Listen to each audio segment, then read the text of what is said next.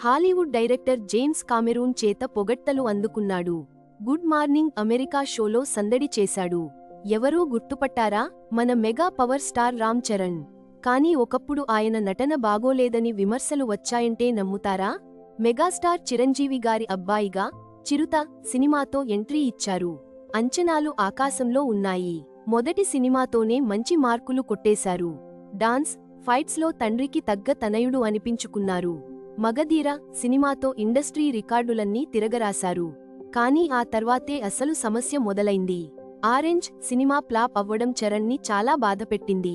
నటనలో ఎక్స్ప్రెషన్స్ లేవని కొందరు విమర్శించారు. వరుస సినిమాలు చేసినా మగధీర రేంజ్ హిట్ రావడం లేదు.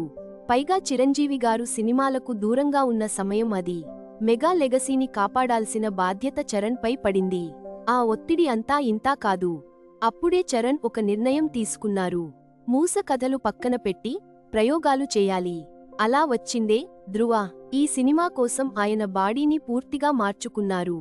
ధృవ లుక్ కోసం ఆయన కేవలం కూరగాయలు, సలాడ్లు మరియు బ్రౌన్ రైస్ వంటి ఆహారాన్ని తీసుకునేవారు.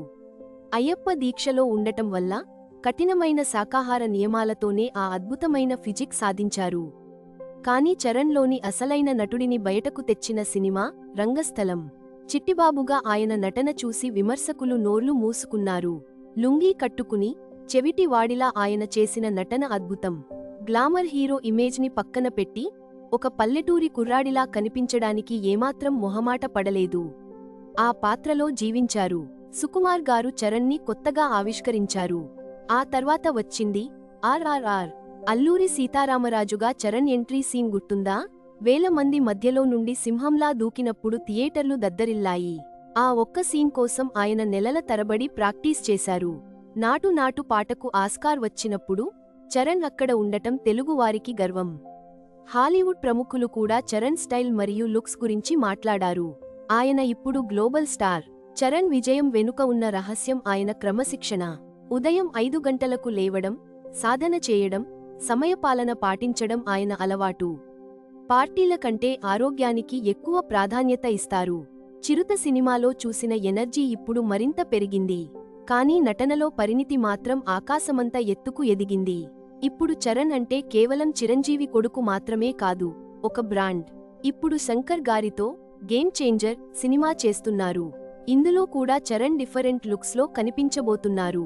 ఈ సినిమాతో పాన్ ఇండియా రేంజ్లో మరో హిట్ కొట్టడం ఖాయం. ఎంత ఎదిగినా ఒదిగి ఉండటం ఆయన తండ్రి నుండి నేర్చుకున్నారు. ఉపాసన గారితో కలిసి ఎన్నో సేవా కార్యక్రమాలు చేస్తూ నిజ జీవితంలో కూడా హీరో అనిపించుకుంటున్నారు. ఇటీవలే క్లిన్ కారా పుట్టడంతో తండ్రిగా ప్రమోషన్ పొందారు. సినిమా షూటింగ్స్ ఎంత బిజీగా ఉన్నా కూతురితో సమయం గడపడానికి ఇష్టపడతారు. నేను ఇంకా నేర్చుకుంటున్నాను అని చరణ్ ఎప్పుడూ చెప్తారు. తండ్రి నీడలో నుండి బయటకు వచ్చి తనకంటూ ఒక సామ్రాజ్యాన్ని సృష్టించుకోవడం మామూలు విషయానికి కాదు. మెగా అభిమానుల ఆశలను వమ్ము చేయకుండా లెగసీని ముందుకు తీసుకెళ్తున్నారు.